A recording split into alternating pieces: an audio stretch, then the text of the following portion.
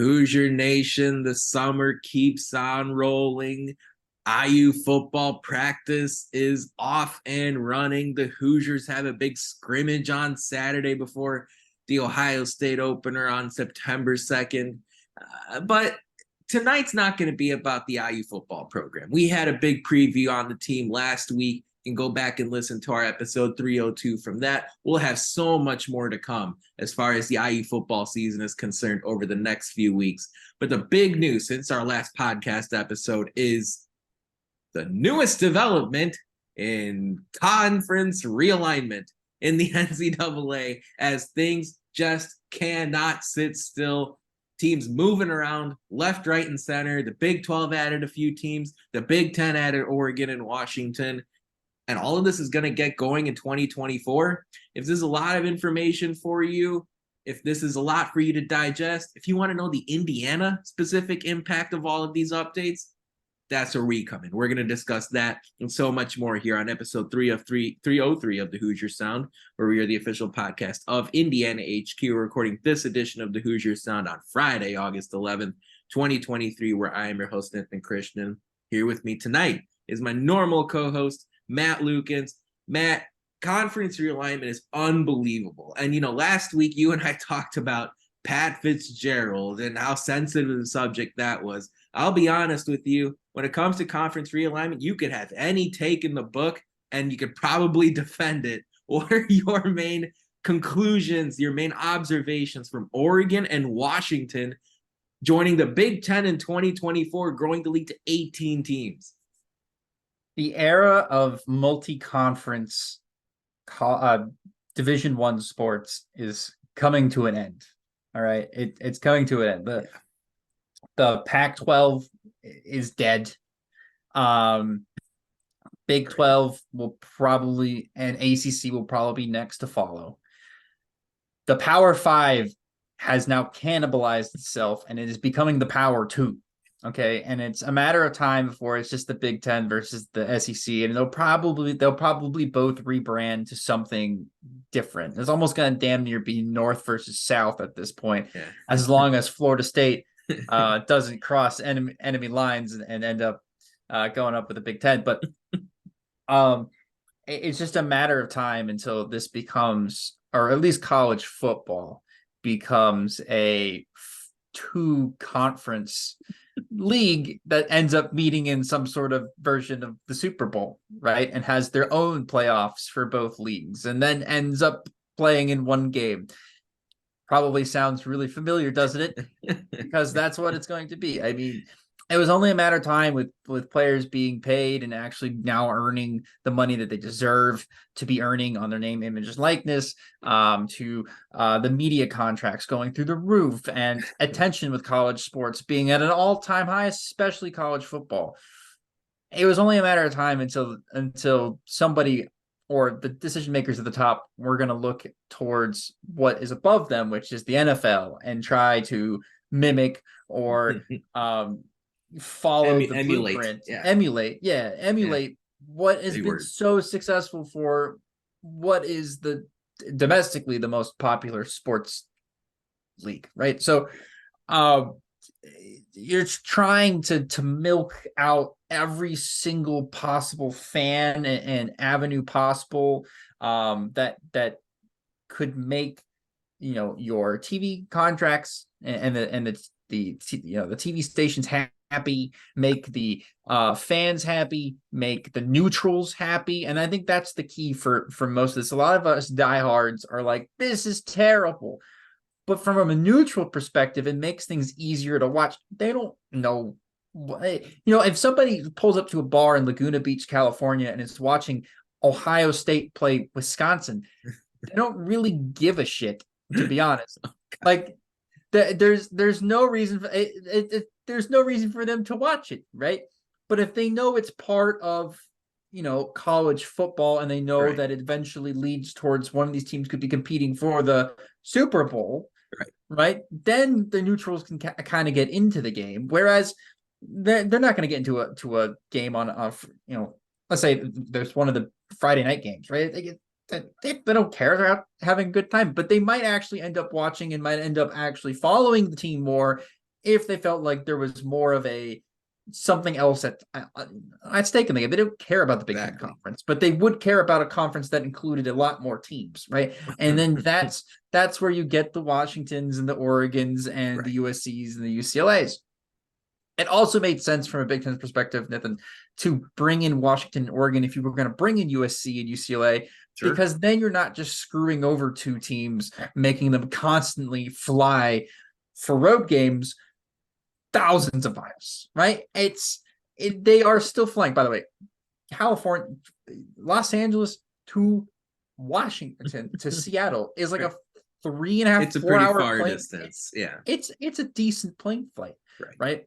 But that's their close schools, right? Because then the next closest is Nebraska, and then the next one after that is Iowa. Yeah. And then right. Penn So State you and Rutgers, never mind those. Yeah. Never mind flying across the entire country, which, by the way, for perspective, teams in Europe that play soccer complain about having to fly from Scotland into England to play England. They hate having to travel. Scotland to England is like, I think, the same flight as flying from like Orlando to Miami. Okay. It's like an hour and a half flight, maybe. It is tiny. It's a small distance. And so again, like, this is a ton of travel for players that are going to have to be in school, by the way. I mean, they're still student athletes, right? And they got a 6-hour plane flight home on a Tuesday night at 12:30, and they land at 3:30 their time on the West Coast, or vice versa. They have to, they lose a day basically because they fly across country. They leave at like 9 o'clock their time and land at like 7:30 p.m. Not exactly jealous time. Of that schedule. It's a terrible, terrible deal for them, especially for USC and UCLA, if they hadn't gotten some more West Coast teams. So I think the Washington and Oregon additions were very much expected. It's just a matter of these teams are expected. Then you also hear whispers of Florida State and Clemson and possibly North Carolina and Stanford and Cal joining as well, right? And leaving the Pac-12 and joining the Big Ten. And then the SEC picking up some of the other stragglers that aren't joining with them. It's just a matter of time until it's 2 leagues, and then the Big 12 is holding on for all dear life. Maybe 3. I mean, there's probably room for 3 if you really want 3 conferences, 3 leagues. As you said. I just think the Big 10 and the SEC are just going to cannibalize the other 2. The Big 12 is not going to pull together enough money. Like, there's not. USC versus Ohio State has all the glamour in the world. Michigan, Oregon has all the glamour in the world. Well, Texas Tech, UCF.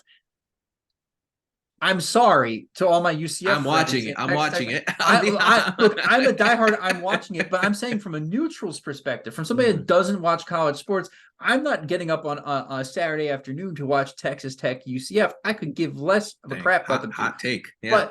But if you show me Michigan versus, Oregon or Michigan versus ranked USC, I'm gonna get up and watch that. If it's Clemson versus Ohio State, or it's Florida State versus Michigan, those are matchups I will get up and watch on a Saturday, even if I don't really care about college football all that much, other than just watching the playoffs, right? And so it's all about creating these matchups where you get neutrals to watch.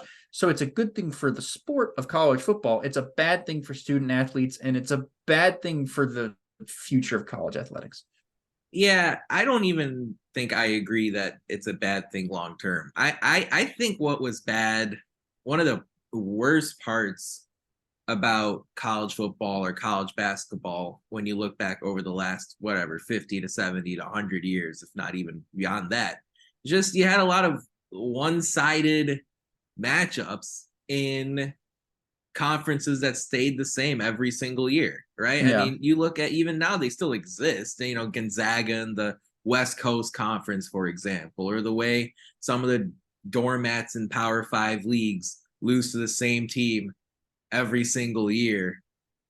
Not sure if anyone listening to this podcast knows what I'm talking about, but I've always said, over the last decade or two, it's been nice to see, with conferences expanding the way they have, some newer matchups. I'm happy the Big Ten has had Nebraska and Maryland in this league. It's been fun to see Indiana face those teams in football and in basketball. He's had some great games. You've had some games come down to the wire. And the problem is, if you keep conferences the same every single year, every single athletic director in the country is scared to play other Power 5 teams in conference and non-conference play. If they were happy to do it, you may see one game like that every year. You may see two, but if the non-conference is dying. It's boring. The non-conference is dead, Nithin. That's what I'm saying. It's building towards there will be no non-conference. You'll just play 12 conference games. Like that is what's gonna happen here. And that's the thing. Like, I'm looking at this, and I would have loved Indiana to schedule a school like Washington in a home and home basis for football, or in a basketball home and home setup like Indiana has done here now with Louisville. Mm-hmm. But it wasn't ever in the cards. It was never, ever going to happen. Indiana did schedule Oregon 20 years ago in a home and home football series, but you don't see Indiana play Oregon in non-conference basketball. The only hope you had is if these two teams were drawn to face each other in Maui Invitational or in the Big Ten, of course, with ACC teams, Big Ten ACC Challenge, or Big East teams in the Gavitt games, right? Like, those are the only times that was going to happen. So long term, I'm excited to see some of these newer matchups come into play. Now, if you hate conference realignment, and if you hate all these conferences stray away from their tradition and going towards this newer, larger scope of college sports, there's only one person and really one conference you can point your finger at. That's former Pac-12 Commissioner Larry Scott and his league in general, because they were the one conference that had an awful TV plan. Mm-hmm. It is strictly their fault. Think about how much USC and UCLA and Oregon and Washington have to lose here. Well, it's also Texas and Oklahoma's fault, if we're going to be honest with you. But that's fairly recent, right? Even that's fairly recent, right? That's true. Pac-12 network, and Texas can blame the Longhorn network for this as well, if we really want to go down that road. But the Pac-12 miserably failed in putting together an attractive TV package. For those of you listening to this podcast, ask yourself, how many Pac-12 games have you really sought after in the last 10 years? They had what, one or two teams make the playoff in recent times, with Oregon early on. That I believe, that was the year Ohio State won the national championship. Oregon was the opponent in that game. Washington lost to Alabama by like 30 or 40 in a college football playoff semifinal. They had a horrible TV deal. And again, think about how much those programs have to lose here for high quality NCAA brands. Okay, Oregon, Nike attached to that university. Washington, located in Seattle, a thriving metropolis out on the West Coast. USC, UCLA, we don't have to explain that to you. They are willing to walk into the college football playoff, right? Think about some of the schools that have left that conference now. They're willing to give away a chance to walk into the college football playoff to take on Ohio State, Michigan, Penn State, and then never mind the up-and-coming teams in the Big Ten that always pop up 2 or 3 times a year. What's about the money? It is all about the money. They are completely giving away this chance at an easy spot in the NCAA basketball tournament, an easy spot in the college football playoff, because they are so desperate to get more awareness for their basketball and football programs, in addition to the Olympic sports that they have, the wonderful Olympic sports programs that exist in the Pac-12.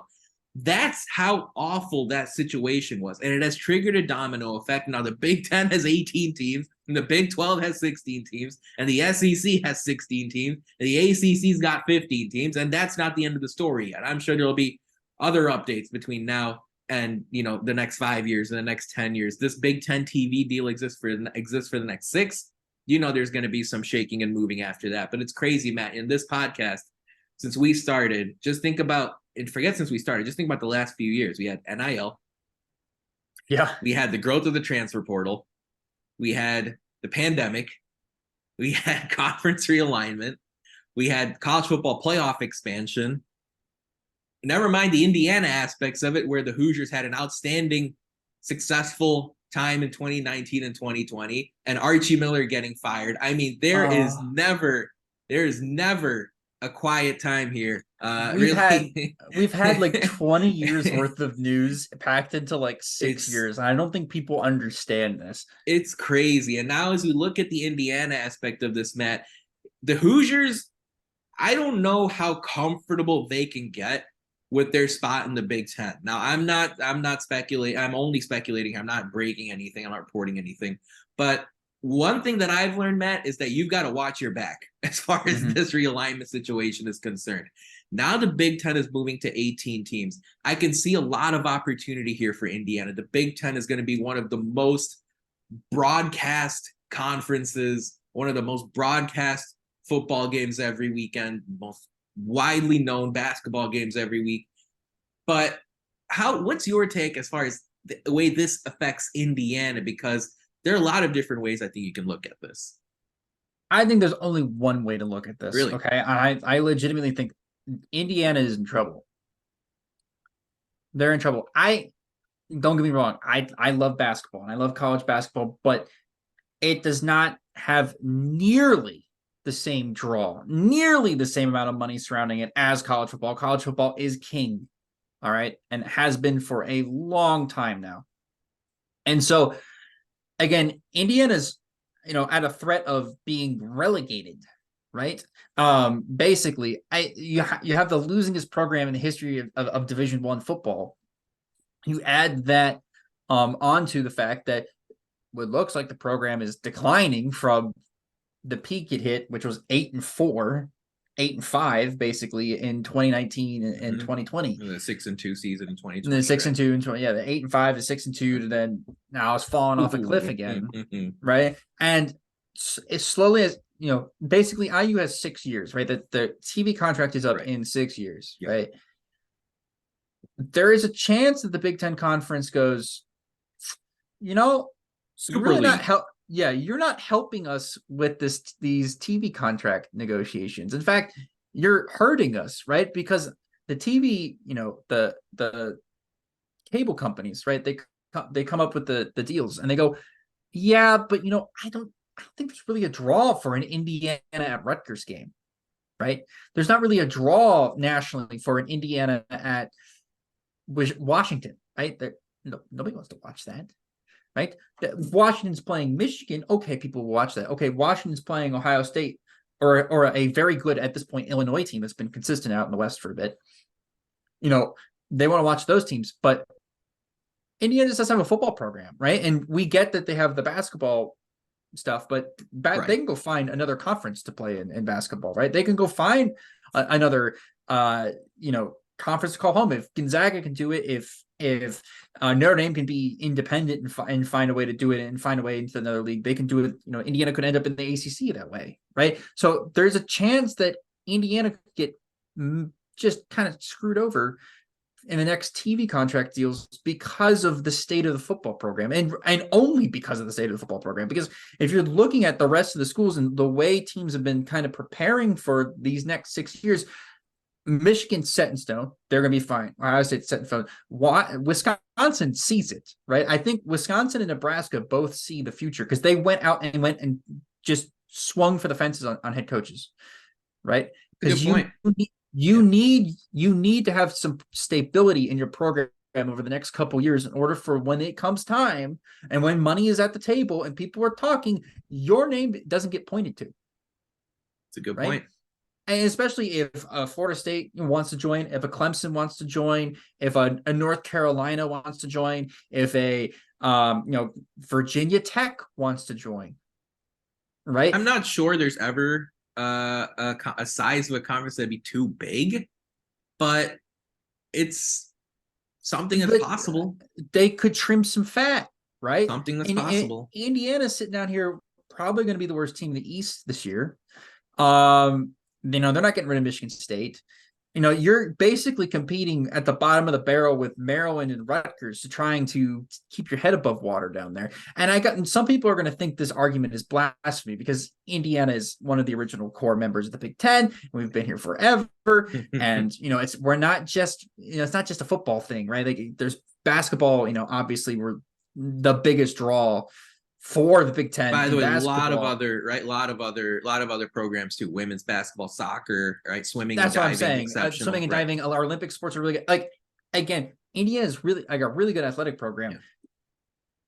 but the money and the power is all in college football. It's almost 90% college football. I would say that's probably lowballing it at this point because that's where the conferences make their money of the TV deals is a Saturday college football game, right? And so we're sitting here on August 11th, 2023, and I'm telling you, come August 11th, 2029, if Indiana doesn't get their crap together, we're gonna be sitting here having a much different discussion. We could definitely be previewing Indiana at Duke for a conference game in the ACC. And that would not surprise me in the slightest. Things are moving really fast right now. This is like, people say unprecedented. Musical chairs in a sense, yeah. But this is seriously unprecedented. Like the way in which the Pac-12 is literally dying. Like there's 4 schools right now: Stanford, Cal. I think it's Oregon State, Arizona Washington. State, or Oregon State, Washington. Oregon State, Washington. Those 4 schools Washington State, yeah. Washington State, yeah. Those 4 schools are sitting out on a street corner, begging to be let into a conference for next year. Absorb smaller schools into the Pac-12, right? Schools in the Mountain West or the West Coast, right. Yeah. They're sitting on an island right now, and they don't even have Wilson, right?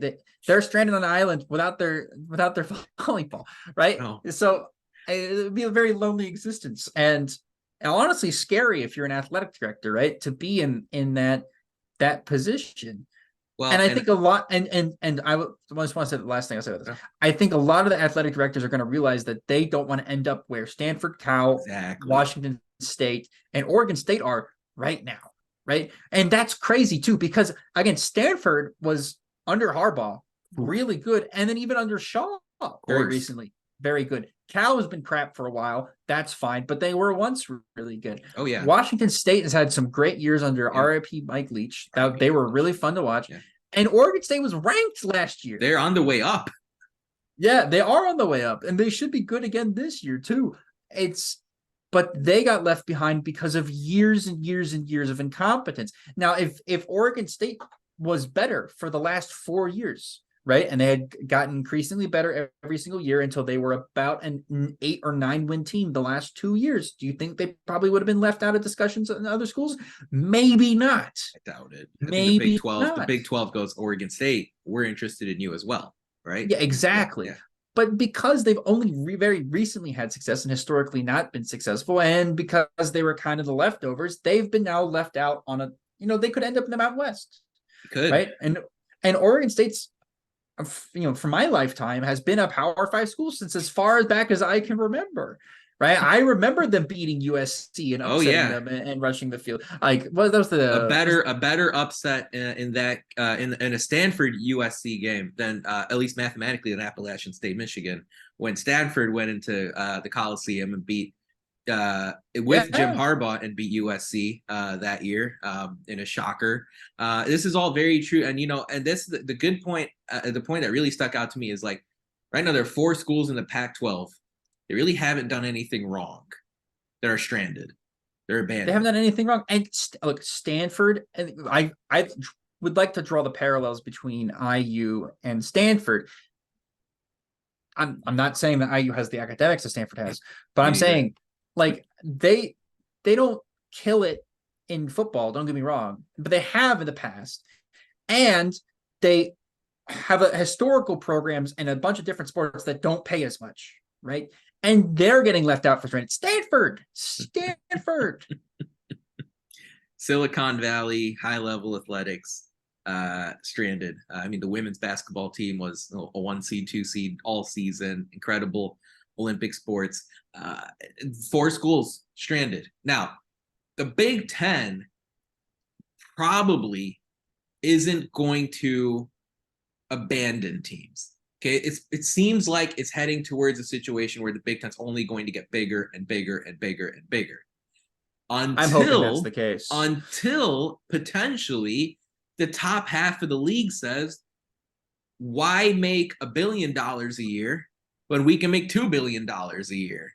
And all of a sudden, the top 8 or top 10 strip themselves away from the league to create their own small collection of teams, leaving whoever else in the bottom half of the league, from a football standpoint especially, fending for themselves. Right. Hey, and then, this is another soccer reference, but you said it earlier, the Super League, right? Like, yeah. This is what was happening over in Europe. For those that don't know, Yeah. that Europe has their domestic leagues, which are a lot like college football, exactly. The conferences, right? You think of conferences as maybe like a group of countries or countries, right? So, for instance, Italy, they all play Italian teams. Yep. Surprise. And Spain, they all play Spanish teams. And England, they all play English teams, right? And then they end up playing in the Champions League against each other in a kind of playoff format. And then they end up having a Champions League winner, and that's the winner of Europe. But then you also have winners of the conferences, right? There's certain leagues. You have the winner of England, you have the winner of Spain, and it goes every year after year. Last year, or I think it was 2 years ago now. Yeah, I think it's been 2 years in a row. But the last 2 years in a row, basically a small majority of the top like 1% of European soccer clubs have tried to break away and create what literally called the Super League, where they just play 20 teams. All of them are like top of the tier, top tier from their conferences. I'm talking like Arsenal, Manchester United, Real Madrid, Barcelona, Bayern Munich, Juventus from Italy, PSG. Like the best of the best teams all competing against each other in like an NFL style, battle it out, brawl, and then the winner of that league, that is the best league that everybody watches because it's Real Madrid versus Barcelona 3 times a year, which already happens, by the way. But anyways, it's Real Madrid versus Bayern every other weekend. People watch it. Right? People would watch it. And it's been scary to watch as a soccer fan, watch these leagues try to fight it. It fell through, right? But it fell through twice, but the third time could be, and it very much could be like on a whim of a thing, like a whim of a thing this winter. Right? It seems to be winter whenever this news comes out, but it could very well happen, right? And that's what I'm worried about happening, not only to soccer, but happening to college football as well. It does not need to be the NFL. I get the neutrals want to see it, but It doesn't need to become that. And I hope it doesn't, but Now, I will say, I do think Indiana does have a lot going for it. I don't think Indiana's strongest argument actually is that they're a core traditional member of the conference. I don't think that's the strongest argument for Indiana University, right? I think when they're pitching themselves to the TV networks, when Scott Dolson and President Pam Whitten are pitching the school to the NCAA, to the Big Ten, why is this program, why is this university still a valuable university to have here? I think the central location obviously helps even today, but it's a program that is consistently bringing in one of the top revenues in the NCAA, even within the Big Ten. It is one of the most profitable universities as far as the Big Ten is concerned. You can Google what's going on at Rutgers if you want to see a school that's not doing it properly. In the Big Ten, Indiana holds itself financially in very high regard, especially during and coming out of the pandemic.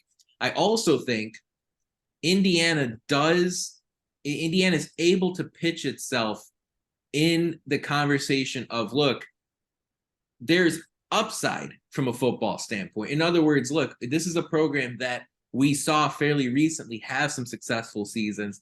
And if things go well, you saw the school go viral every weekend and catch people's attention. So the question is, okay, what can Indiana do to get there? The third piece of this, Matt, is there are 18 teams in this conference, right? And a lot of folks within the 4 walls in Indiana will say, look, once we get away from the Big Ten East layout, you'll see what this football team is capable of, in addition to what you saw in 2019 and 2020. In this 18-team format, and by the way, the TV deal for this conference ends in 2029, 2030, so the 29-30 academic year. But when you see this 18-team league, what would you do as far as breaking it up? Are there specific type of divisional format that you like? Do you want just an 18 team free for all and you mix and match schedules every season? And is it different in football as it is in men's basketball, as it is in other sports?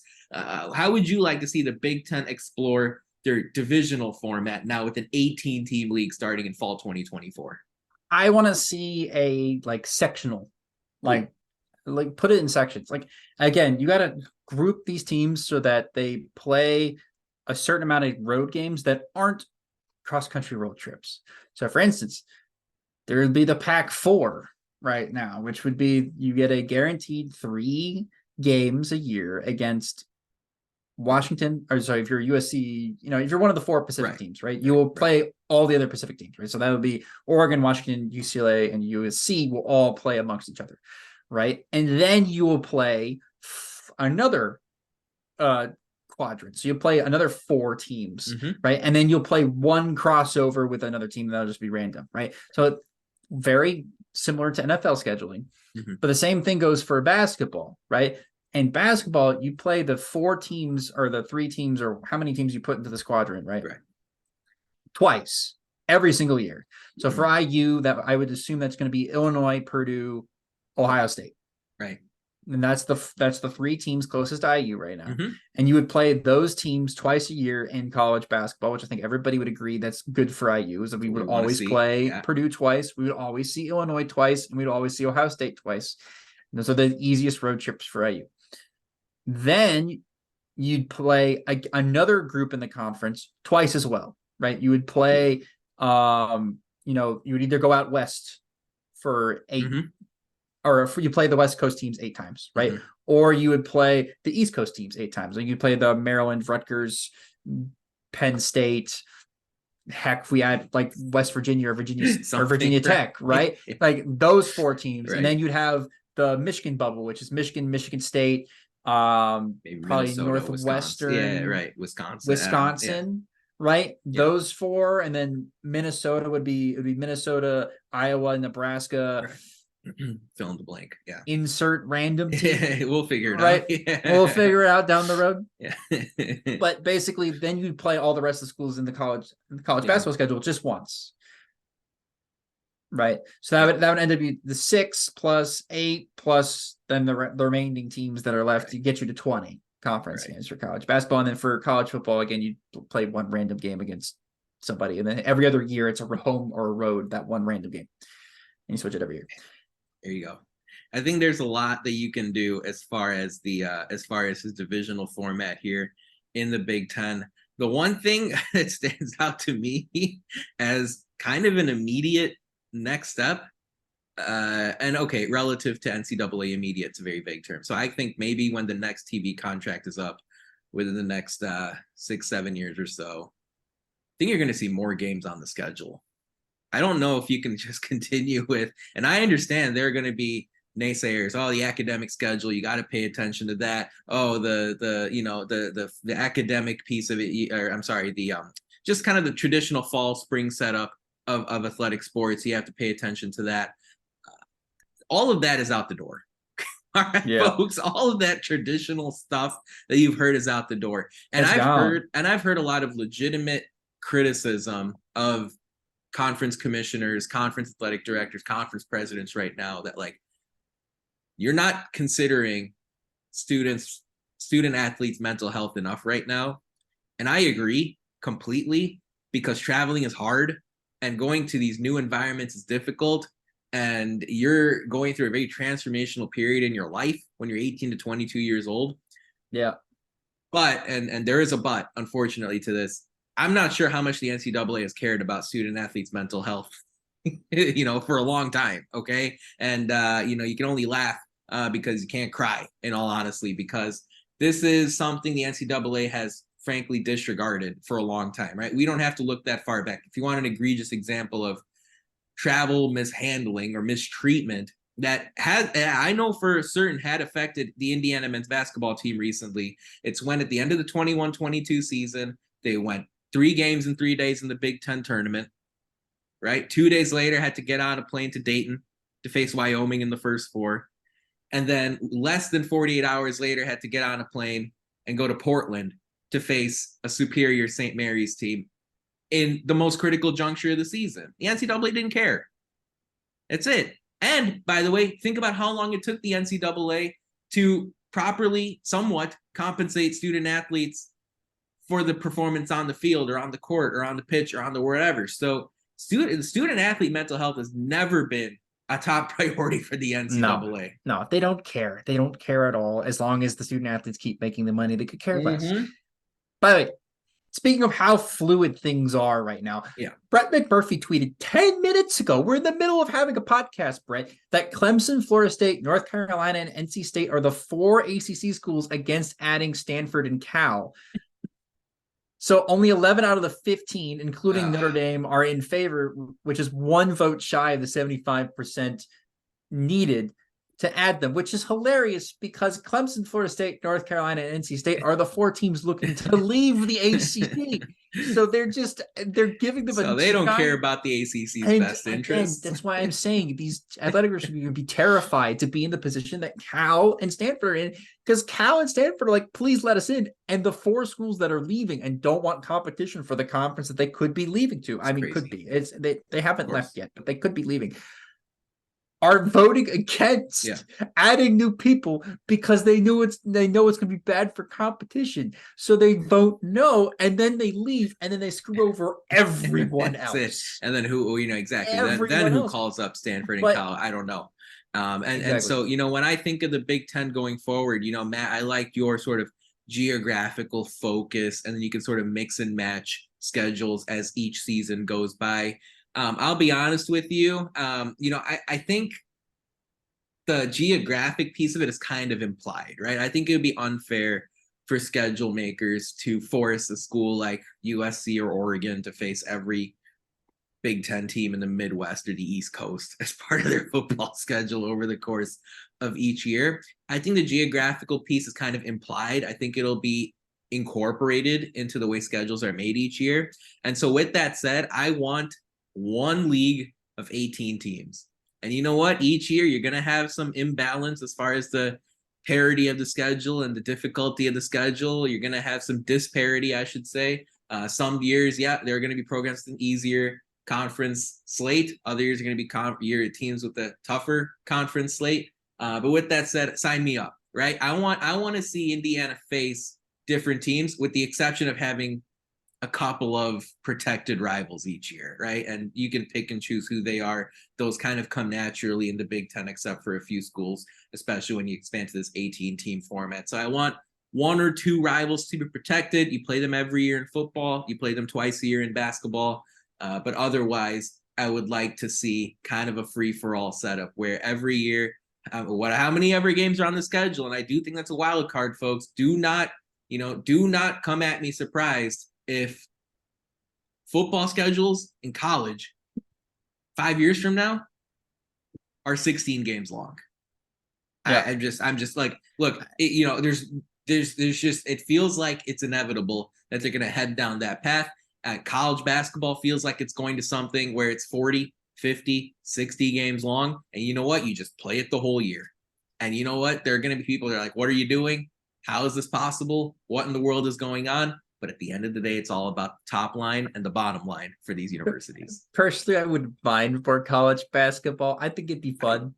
Well, just think about having these sports all year round instead of just for a season. And that's going to be the argument that some of these TV networks make. NBC or ESPN, of course, Big Ten's not with ESPN anymore, but Fox or whoever's going to say, look, this season, we had record viewership for collegiate athletics once again. Why not we just play this sport the entire year? And it sounds crazy right now, but this is the world. The world is crazy as far as the NCAA is concerned. There's so much more we're going to talk about here on this episode of the Hoosier Sound. So much to digest as it relates to conference realignment. We're going to talk a little bit about more about the Indiana impact of this and where do we think this is going? Is realignment over yet? We're going to talk about that in just a minute. But first, it's time for Who Won the Week this past week in IU sports. And we're going to give a shout out to former Indiana defensive back Jalen Williams, who after his long storied career at IU intercepted Seattle quarterback Drew Lock in an NFL preseason game on Thursday night. Locke threw a pass that was tipped by a defensive lineman, and Williams is right there to read the deflection and make a slick one-handed grab to get the turnover for the Minnesota Vikings. Williams went undrafted like every other IU football player that moved on to the next level this past season, but he made a pretty strong impression in his first preseason game. So as NFL rosters trimmed down from, I think, 90 right now to 53, Jalen Williams trying to do his best to make a case to the NFC North's Minnesota Vikings. Intercepting a pass in the opener, it's a good way to do it. We're excited to see all the Hoosiers take their part here in the NFL preseason. It's always fun. Last year, I remember Peyton Hendershot had a really good fall camp, really good training camp, I should say, really good preseason. He ended up playing a pretty critical role for Dallas. They moved on from their starter since last year, and now Hendershot's going to have an even bigger role for Dallas this upcoming season. So these are the kind of storylines you see even with undrafted players. Folks, if you'd like to subscribe to our podcast for free, all you have to do is search for the Hoosier Sound wherever you listen to podcasts. Stay up to date with all of our information by following us on Twitter at Indiana HQ and at the Hoosier Sound. If you enjoy our show, leave us a review, tell a friend, share our links. That kind of support really helps us grow this podcast and reach more passionate IU fans such as yourself. So Matt, like, we've had a lot of realignment over the last 10 years, right? It started with, I don't even know where it started, but I just remember, when I was an undergrad, the Big Ten was 11 teams. All right. And it started with the ACC, the Big East absorbing the ACC teams. ACC, right? That little mix, right? That little mix and match happened. Of course, we remember Nebraska coming into this league, and then Rutgers and Maryland, and the SEC adding A&M and Missouri, and then all the craziness of the last 2-3 years: Texas, Oklahoma, USC, UCLA, Oregon, Washington, Arizona State, Utah, Colorado, all UCF, off to the Big Cincinnati. 12. UCF, Houston, BYU, Cincinnati, all to the Big 12. Where is this going? Like, what's the end game as far as conference realignment is concerned, if there even is one? I mean, is this something we're just going to have to deal with every year? I told you it's going to be two separate conferences. So it's going to be like the NFL or like the NBA. Yeah, exactly. Yeah, that's going to be the end. The ending of this is two conferences with two separate divisions that all play each other year round, and then meet up in the playoffs. And then the winner of both of those playoffs end up playing in a playoff series, and that's the end of that, right? Or a one game for football, right? And so the same thing for college basketball. They're going to play in the two conferences, and then I think honestly, college basketball is going to stay the same though. I think college basketball for the most part will be mostly unaffected, especially for those. Probably let some of the smaller schools in, but you'll probably see bigger conferences picking up more schools for college basketball. So for instance, Gonzaga might not have a football program, but you'll see maybe the Big Ten pick up Gonzaga for basketball. So then they can play with the West Coast schools. It's a Notre Dame situation. So like a Notre Dame situation, but for all these other different sports. And so you're going to end up having these weird schools where, like, I could see a school like Radford, right? Where does Radford go, right? But like Radford might end up having a decent wrestling coach someday, right? And so then they could end up being promoted to the Big Ten for wrestling, right? Whereas other schools are going to lose their spot in the Big Ten based off of performance. So for instance, Indiana doesn't have a hockey team, right? So they're not going to be in Big Ten hockey. Right. You have other teams that have hockey teams that are in Big Ten hockey. Like I think is Notre Dame in Big Ten hockey? Yes. I'll double check, but yes. Yeah, I think so, right? Yeah. So like Notre Dame's in Big Ten for hockey and then ACC for other sports. And you're going to start seeing, I think, these conferences basically be like, there'll be like minor conferences where other your teams and like your programs that aren't as good will play other teams that aren't as good in the surrounding area. Whereas your premier sports and the money-making ones will all play in the giant leagues. And hopefully you keep your spot and keep your head above water, or get demoted down to where you'll have to work your way back up again. I think that's where we're heading. At least that's the way it's looking right now. Do you like this? Do you like this? I've always been adamant that change in sports is good. Semicolon, however, comma, I'm not sure this is good for the health of the sport, because I like how college sports spreads out the talent, right? There's so many different schools. There's so many different ways you can go about it. Some people are there for 1 year and then leave and go to professionally. Other people are great stories that go to 2 or 3 schools, then have success their senior year. There's a lot of different avenues you can take right now to have success and have a successful college career and be a player that is remembered in a place you can go back to and get NIL deals. This is just starts shrinking the possible places very slowly, but it's constricting it to a point where it's going to become impossible for people that aren't in the small bubble to actually reach the peaks, right? So I've looked back at the history of college football. Some of the best stories are when the smaller teams compete against the bigger teams. And everybody knows. I think people bring up App State beating Michigan all the time, but for me, my favorite story is Boise State. Sure. Building up a program to be able to compete and put on danger notice a lot of the premier Power 5 programs, right? Yeah. Ask Sam Bradford and Adrian Peterson at Oklahoma, right?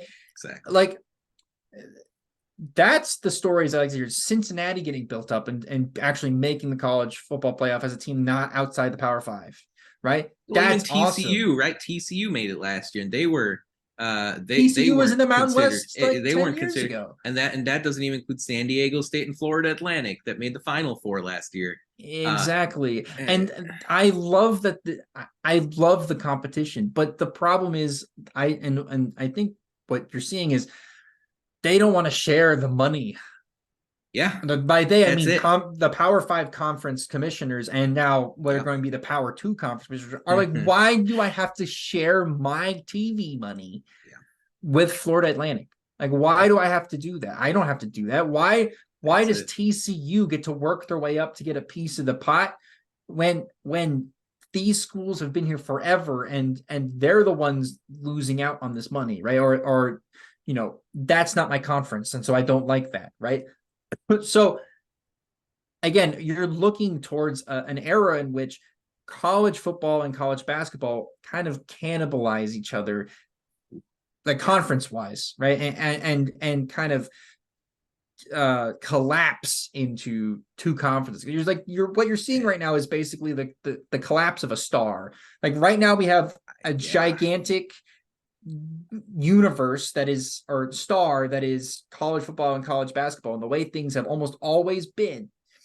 And then you started with the college football playoff and the amount of money that was surrounding that, and it's been slowly collapsing and condensing until it's going to explode. It's going to explode. It's going to go full supernova on us, and then you better hope you are in the middle of that vortex that's created in the middle. It becomes the black hole, right? You end up on the right side, because if you don't, you are cast astray into the universe for you to, like Stanford and Cal, try to find a place amongst what is left of the debris. Exactly. And that doesn't even get to I don't know, like a school like Gonzaga right now. I'd be curious to be a fly on the wall in their meetings right now. What are they interested in doing? What's Notre Dame thinking right now?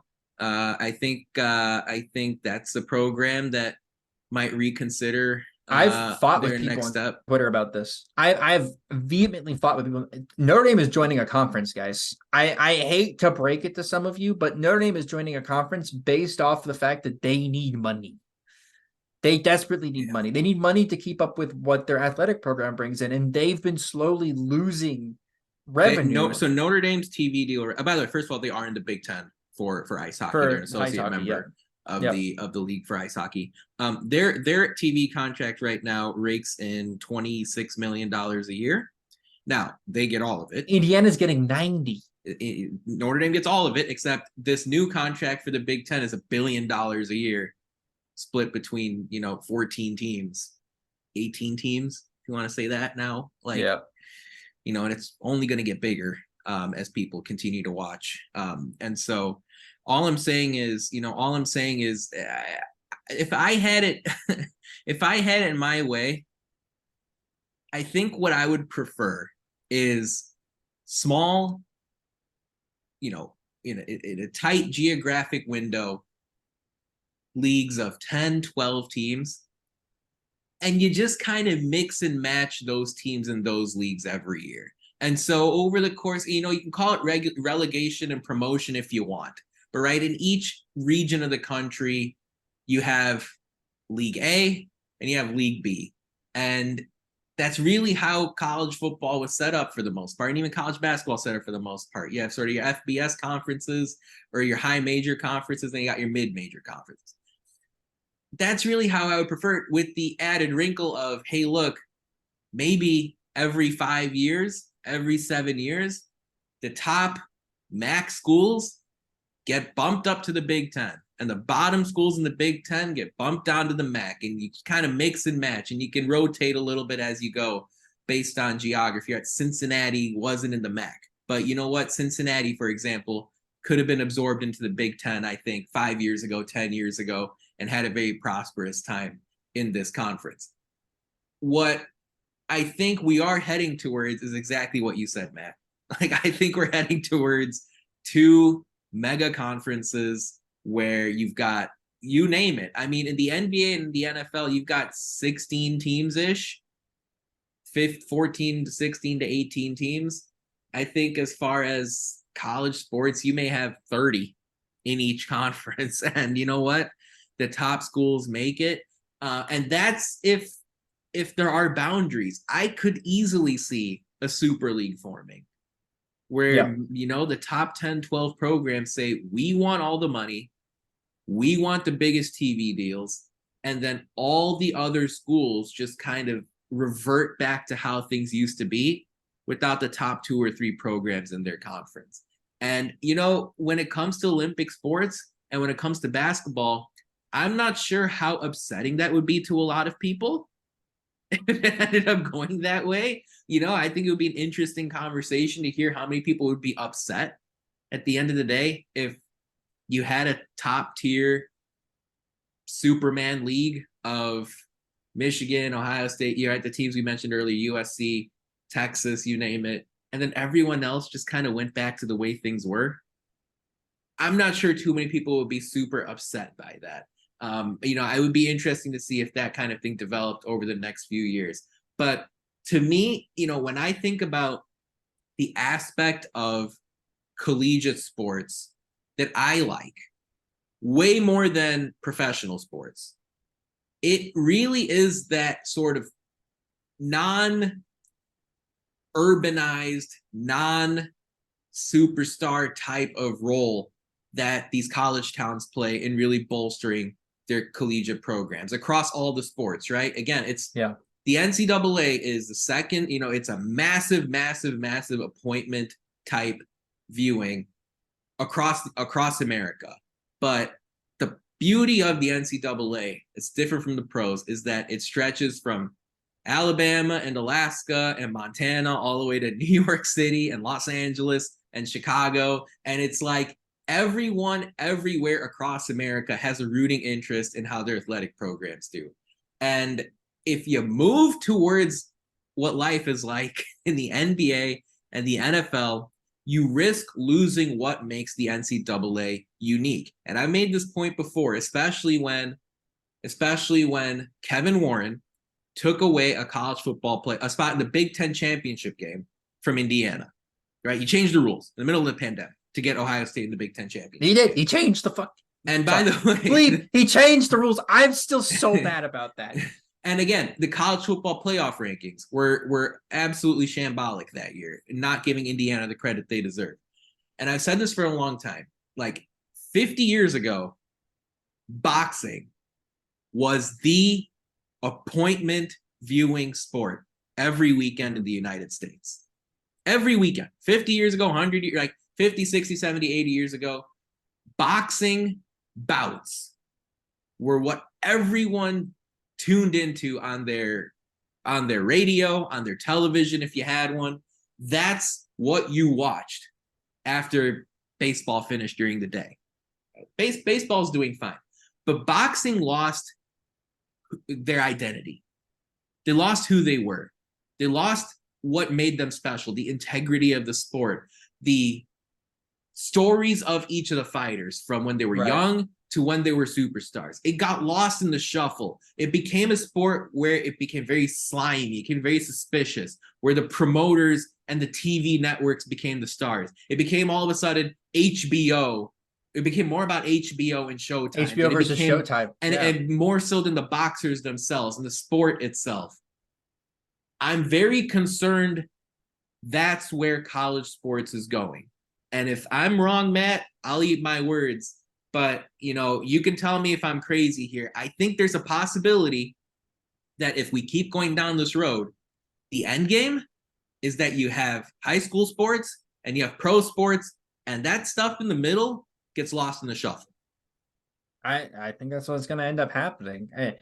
And it sucks too, because again, college sports is special. It doesn't happen almost anywhere in the world. Is it this popular?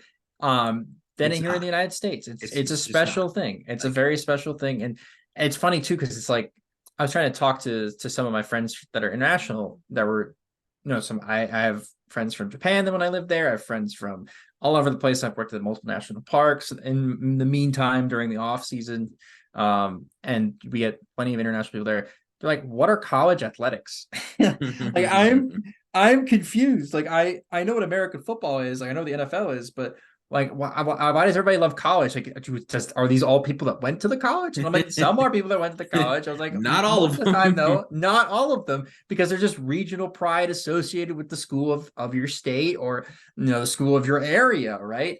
And I'm like, yeah, there's fans of Dayton, Ohio, and they're like, where's Dayton? And I'm like, I couldn't tell you on a map, but just you took the names Dayton, off the map. It's hilarious to use that as example because Dayton is what makes it's such a special NCAA city. Yeah, right? It's such a special NCAA. It's not New York. It's not LA. It's also not Tuscaloosa. But it's a special like NCAA unique. It's a special NCAA city, and I have a feeling we're gonna lose that. Yes, Boise, I'm worried about similarly. Boise, Austin, Texas, Dayton. Right? Like. Austin, we're not going to lose Austin. Austin's a big city, but I'm worried about losing Lubbock, Texas. Right. Texas Tech. Who goes to Lubbock, Texas? Iowa City goes to Lubbock. Iowa City. It's a great call. There's Lincoln, Nebraska. Exactly. Who goes to Lincoln, Nebraska? Right. Like these are all places that nobody in their But what right happens mind is, what happens is. Ryan Day and Justin Fields and Chris Olave and Jim Harbaugh and Blake Corum walk into Lincoln, Nebraska one day, and they're like, "Holy crap!" There's 100,000 people here, and this football's a religion to them, and we're gonna let NBC and Fox take that away from us? Exactly. We can't let that happen. So, as college football and college basketball fans, we need to make a stand. As a fans, we need to make a stand against them totally ruining our sport. I mean, conference expansion is going to happen, and adding a bunch of teams to the Big Ten, I don't think hurts, especially a bunch of teams that were going to be leaving the Pac-12 anyways because their TV deal was deplorable. I'm totally against. It's their fault.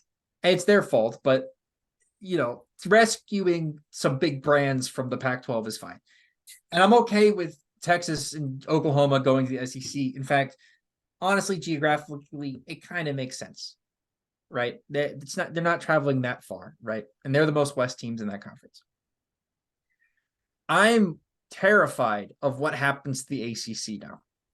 You're looking at these teams dipping. If they start to leave and the ACC crumbles, now it's just 3 leagues. It's 3 leagues and then the group of 5.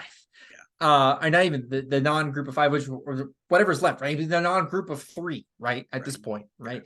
Exactly. And what happens to those teams? Because, and then honestly, the stress that it puts on the Big 12, because now the Big 12, nobody cares about the Big 12 because the Big 10 has Florida State, Clemson, Ohio State, USC, Notre Dame, and whatever. And then, the SEC is the SEC plus whoever they get from the ACC. Yeah. Where are we going? How does the Big 12 function? How does Texas Tech compete with? I don't know. And Alabama? the answer up until today, or I guess last week, has really been, hey, look, no matter what, you had Ohio State coming to town, you had Michigan coming to town, and then by the way, you also created your own buzz, right? Iowa's had a lot of wonderful seasons, right? They've really built a charm around the football program when you look away from their offense, right? You have so many great stories of of excellent defensive players. Kirk Ferentz has been the coach there for decades. The tradition with the Children's Hospital overlooking the football stadium is outstanding. And if I hate Iowa fans and the fact that they've covered up how bad they are of human beings. I thought you were going like waving at children.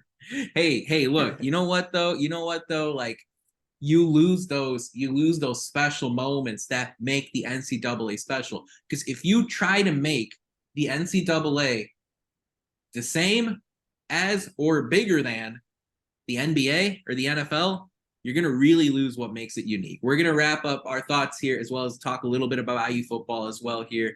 Once we finish with our social media shout out, we're going to give our shout out to the Indiana women's basketball program, who really seemed to have had a wonderful bonding experience out in Greece this summer. You can go over to Indiana WBB on Twitter. You can go over to Mackenzie Holmes' Instagram account, for example, and give her a follow if you haven't already. She's been very informative and very transparent with the fun times that the women's team had in Greece during the summer. Of course, you have new transfers to the program. You have some of the old, some of the more familiar faces graduating, with Grace Berger, for example. And now the Hoosiers are trying to reload here for another top 10, top 5 season where they make that run to the Final Four. I can't wait to watch this team take to court this upcoming season because, wow, if this team already bringing back a lot of talent, improved, if not, maximize their chemistry with a fun trip to Europe during the summer,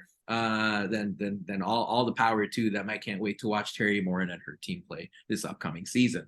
Folks, a reminder, if you'd like to follow us on social media, you can find us on Twitter, Facebook, and YouTube at Indiana HQ, as well as at the Hoosier Sound. Man, on Instagram, we're not Indiana HQ, but what are we? Indiana.HQ. Exactly. You can find us there no matter what conference Indiana is in or the rest of the colleges in the United States find themselves put into.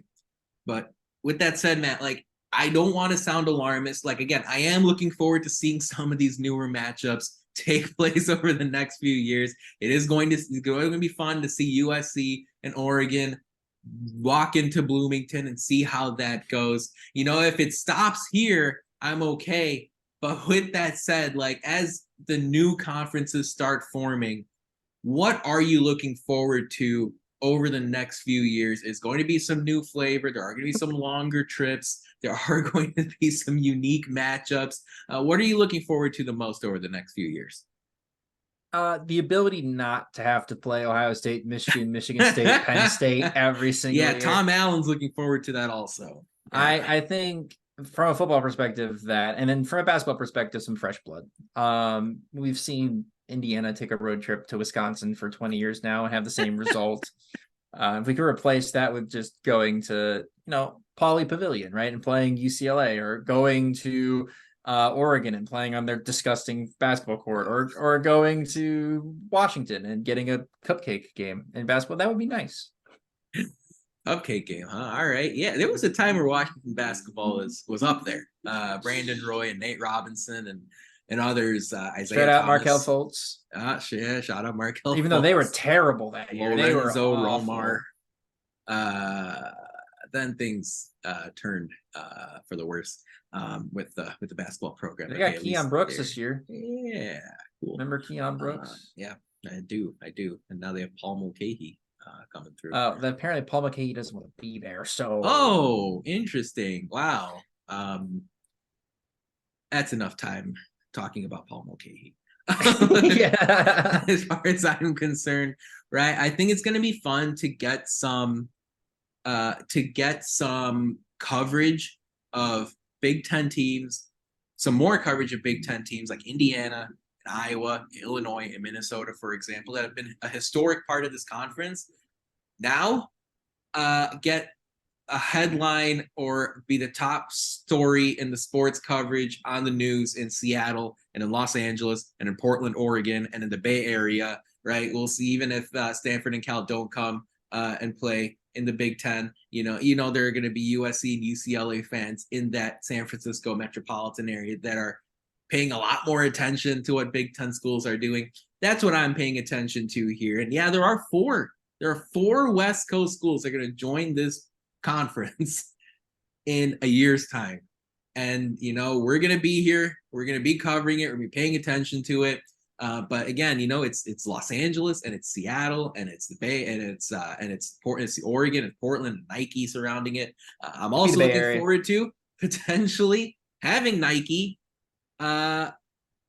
make a stronger play in the Big Ten, if you get my drift. Yeah, that would be nice. I am speaking hip here. I like Adidas. Don't get me wrong. Sure. I like their shoes, Yeah, and some of their clothing is great. But Nike, it's just Nike beats all of it. All of it. Everything Adidas has to offer, it's just different. It really is. You look, Kentucky basketball just got a jump in recruiting. Like they just got an injection, like a recruiting, and they just got like what is it? A testosterone booster. That's what they did. They got some TRT from Nike today. They made Kentucky basketball, I believe, is going to be wearing Kobe's now. I think they're the Mamba program. So I think they'll be, instead of wearing Jordans like Michigan and UNC, Kentucky's going to be wearing Kobe merch. And that's a draw for basketball fans everywhere, let alone just like the kids, right? It can be the only place in not only professional sports but college sports where you could just wear Kobe stuff and you get it for free. That's it. It's just there's more of a pull with Nike than there is with Adidas or Under Armour or any other apparel brand. It's not rocket science. I'm gonna make some IU fans throw out, but when IU becomes a LeBron James program, let's go. I think look, all I'm gonna say is, hey, maybe Jalen Hood Shafino will have his own shoe brand soon enough. After he tears up some Oladipos, after he tears up some Romeo Langfords, the NBA in his first 5 to 7 to 10 seasons with the Lakers. Look, I mean, there's so much to discuss, so much to think about. I'm just looking forward to some of these newer matchups. I'm looking forward to seeing the Big Ten stand out on the West Coast and help the university get more awareness out in California and Oregon and Washington. And of course, like I said, Nike potentially inserting themselves into Indiana's next apparel contract. As far as the football team, Matt, scrimmage on Saturday, Ohio State coming up September 2nd. Looks like Taven Jackson and Brendan Sorsby have continued to improve. You're seeing Jalen Lucas as well as linebacker Aaron Casey on national watch lists.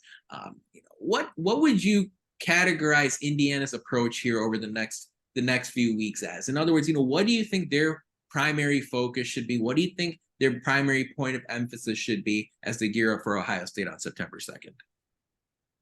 Just putting on a good showing, please. That's all I ask. It's Ohio State playing their first game with a new QB and, basically a whole new team, right? They are not returning. Harrison and Ibuka and Travion, a quality offensive line, and Travion Henderson. I mean, okay. Ryan, yes, yeah. They did lose a lot from last year, though. Right? Okay, they have the best receiver in college football, and they have receiver in college football. Second best. Who do you think is the best? Harrison and Ibuka. Oh, okay. Yeah. So they have the two best receivers in college football, and they have a great offensive line, but they're missing the QB, right? And so again, I would like IU to put some pressure on them. Will they probably do that? No. Will it be like a 65-0 game? I think so. But no, I'm being realistic with y'all. Hey, it's going to be another butt kicking on prime time for IU, but it is what it is. Not prime time technically. 3:30 start on CBS that first week. Yeah, for me, I mean, we get the CBS intro music for Indiana football games now. Yeah, let's go. Oh, great! Wow, excuse me. Let's go. I grew up watching Arkansas games at 3:30 on CBS. Yeah. I mean, it's going to be amazing. I just got this video copyright strike. It's fine. It's all right. It wasn't exactly on pitch. It's okay. The production quality of CBS is another level. It should be wonderful. I don't believe we've gotten broadcaster assignments there, but it'd be fun to see Brad Nessler and Gary Daniels call that game. The former Purdue quarterback, Gary Danielson in Bloomington, Indiana. It's going to be fun to see. My point of emphasis is really down to one word, and it continues to be trenches. Right. I want to see Indiana continue to put out good news as far as growth among offensive linemen and defensive linemen in camp. Tom Allen has spoken how there are a lot of position battles going on, and I want to see players step up and show pride and show fight and show determination in protecting their quarterback or chasing after it. Can we know who our quarterback is already, please? No, that's not happening. Tom Allen's made it very clear he's going to utilize the same strategy as last season, which technically week 1 may have made the difference.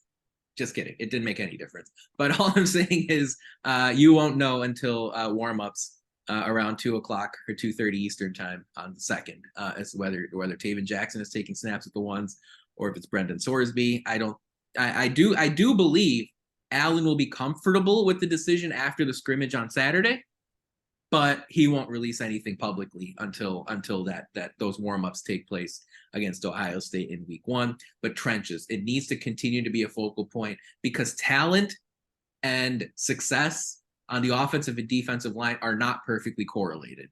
There are a lot of smaller, shorter, more stout, less springy players on the lines that end up having 15-year NFL careers because of the pride they take in that position, because of how they learn on the job, because of the way they adapt as the game goes on, because of the way they work collectively as a line in order to protect the passer, and having their coaches help them out. They have a weaker offensive line, using play action, using the screen game in order to reduce the time in the pocket for the quarterback, using those RPOs, using those dual threat options if you have that type of quarterback. Mm-hmm. On the defensive side, stunting and dropping certain players in coverage and bringing certain players on a blitz. That blitzing is what helped raise Indiana's defense to the top with Tom Allen and Kane Womack. I hope we see some of that against Ohio State in week 1. But folks, as always, that about wraps it up for our 303rd show of the Hoosier Sound. Thank you so much for joining us. Really appreciate your support. To hear more fantastic episodes like the one you heard today, be sure to follow us at Indiana HQ as well as at the Hoosier Sound